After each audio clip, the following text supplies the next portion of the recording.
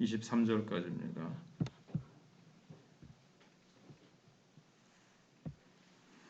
그때에 왕의 근위대장 아리옥이 바벨론 지혜자들을 죽이러 나가매 다니엘이 명철하고 슬기로운 말로 왕의 근위대장 아리옥에게 물어 이르되 왕의 명령이 어찌 그리 급하냐 하니 아리옥이 그 일을 다니엘에게 알리매 다니엘이 들어가서 왕께 구하기를 시간을 주시면 왕에게 그 해석을 알려드리리이다 하니라.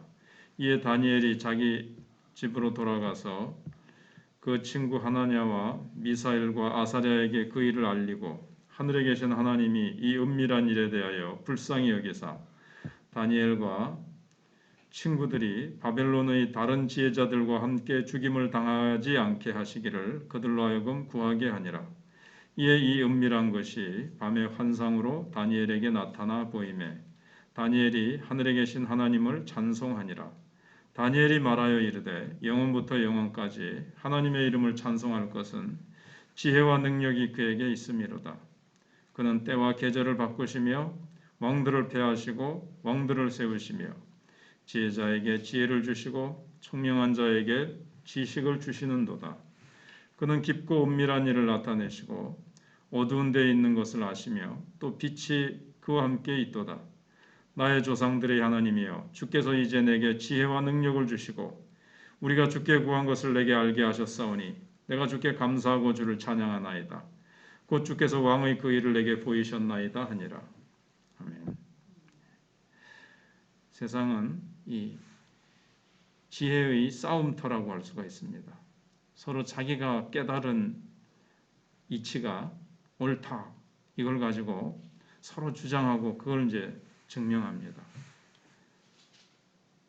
종교 간에도 철학 간에도 뭐 정치 속에서도 푸틴도 자기가 전쟁을 일으키는 이유를 합리화하면서 근거를 갖다 대죠.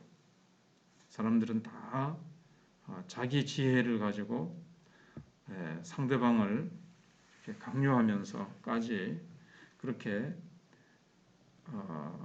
어떤 지혜의 그렇게 싸움터라고 볼 수가 있습니다. 그러나 신앙은 하나님을 지혜의 근원이라고 믿는 일입니다. 하나님께서 온 세상의 질서를 창조하셨고 따라서 가장 인간다운 삶은 하나님의 질서를 알고 하나님의 질서를 따라 사는 것이 최고의 지혜라고 믿는 겁니다. 그렇지만 이 세상에는 하나님의 질서에 반대하고 저항하고 역행하는 또 다른 질서가 항상 존재하지만 그러나 결국은 하나님의 지혜로 모든 것이 이렇게 궁극적으로는 결론이 나도록 하나님께서 해나가신다. 아무리 인간이 하나님을 거역하고 거스르면서 하나님의 뜻에 반대되는 방향으로 나가는 것 같아도 결국에는 종국적으로는 하나님의 뜻이 이루어진다는 것을 믿는 것이 이제 신앙입니다. 바벨론 포로민으로 잡힌 다니엘과 그 세 친구들에게 요구되는 신앙이 바로 그런 신앙이었습니다. 바벨론의 왕 느부갓네살은 신 같은 존재였지만 신은 아니고 지혜의 근본도 아니고 그는 그냥 한낱 점과 같은 피조물에 불과하다는 것을 폭로한 것이 이제 그가 꾼 꿈이었습니다. 그는 꿈 하나 꿨는데 뭐 시간도 통제할 수 없고 그걸 어떻게 할 수가 없어서 그냥 시한폭탄을 안고 있는 사람처럼 그냥 막 전전긍긍하고 그냥 바벨론의 그 자기 꿈을 풀어내지 못하니까 바벨론의 지혜자들을 다 죽여버리라 이렇게 했습니다. 자기가 스스로 신 같은 존재가 아니라는 것을 자기는 신처럼 행세했지만 그게 아니라는 것을 오히려 지혜자들을 죽이라고 명령한 것에서 알 수 있고 지혜자들도 어제 생각해 본 대로 이걸 풀어내지 못함으로 말미암아 그들이 믿고 섬기는 신이 가짜라는 것을 여실히 드러냈습니다. 그런데 오늘 본문에 보시면 이런 막 이성을 잃고 날뛰는 왕과 달리 다니엘은 정말 지혜로운 사람이었다는 것을 보여주고 있습니다.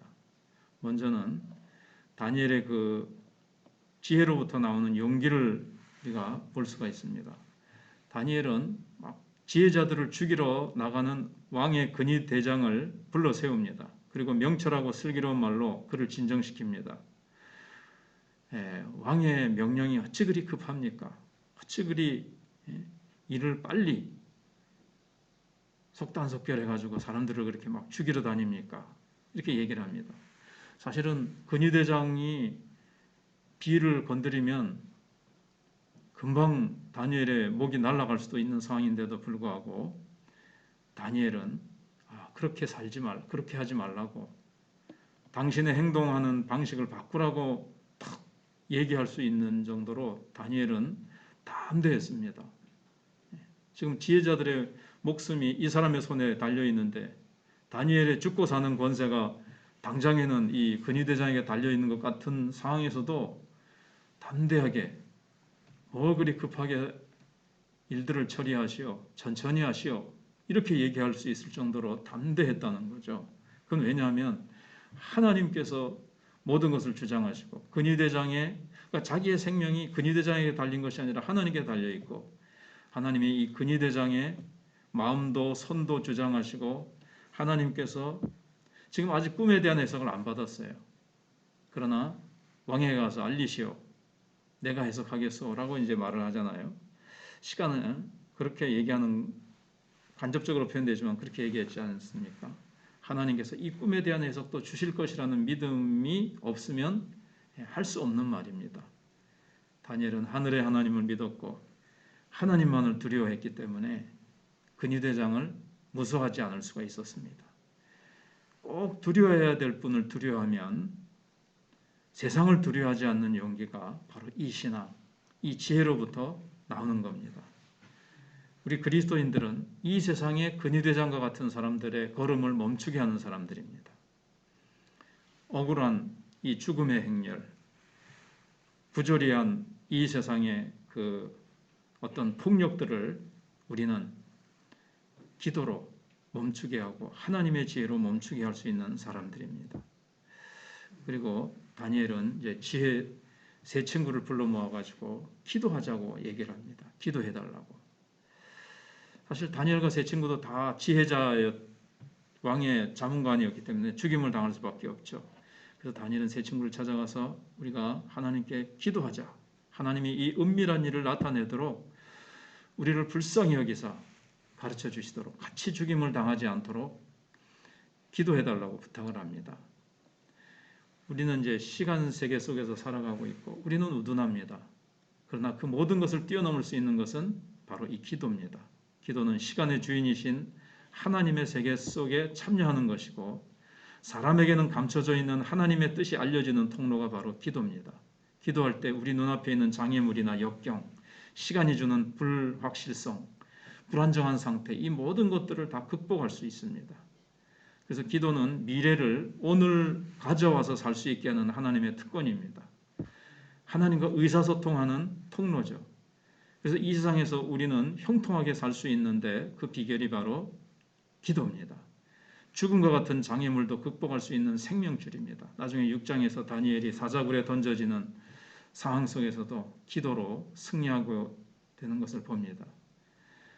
그래서 기도할 때 비밀은 비밀이 아니게 됩니다. 하나님께서 지혜를 주셔서 알려주시기 때문에. 그래서 참 지혜자의 삶이 뭡니까? 기도하는 삶입니다.